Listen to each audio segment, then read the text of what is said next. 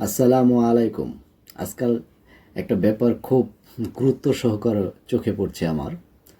আমরা যেন ধীরে ধীরে ভুলে যাচ্ছি জ্ঞান, শিক্ষা, আদর্শ, বিবেক এই জিনিসগুলো কিসে গড়ে ওঠে আর কিসেই টিকে থাকে। আমরা এইসব চিন্তা যেন দিন দিন ভুলে যাচ্ছি।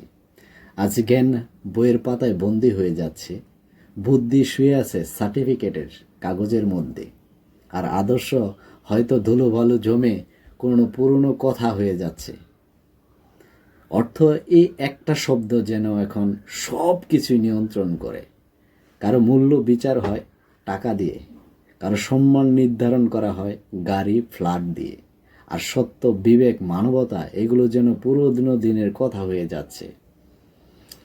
সমাজ আজ অর্থের গোলামে পরিণত হচ্ছে দিন দিন। কে কেমন মানুষ সেটা আর দেখা হয় না, দেখা হয় তার ব্যাংক ব্যালেন্স কেমন। আর এভাবেই হয়তো ধীরে ধীরে হারিয়ে যাচ্ছে মানুষ হয়ে ওঠার মূল উপকরণগুলো। জ্ঞান হারাচ্ছে আলো, বিবেক হারাচ্ছে ভাষা, শিক্ষা হারাচ্ছে তার দিশা। প্রশ্ন একটাই, এ পথে হাঁটতে হাঁটতে আমরা আসলে কোথায় যাচ্ছি? অর্থ যদি হয় জীবনে একমাত্র মানদণ্ড, তাহলে মানুষ হারিয়ে যাবে, বাকি থাকবে শুধু লেনদেন। আসুন আবার ফিরে যাই আদর্শের কাছে, শিক্ষার কাছে, সত্য ন্যায়ের পথে। কারণ মানুষ হওয়া বড় অর্জন, আর সেটা মূল থাকে জ্ঞান, বিবেক আর মূল্যবোধে।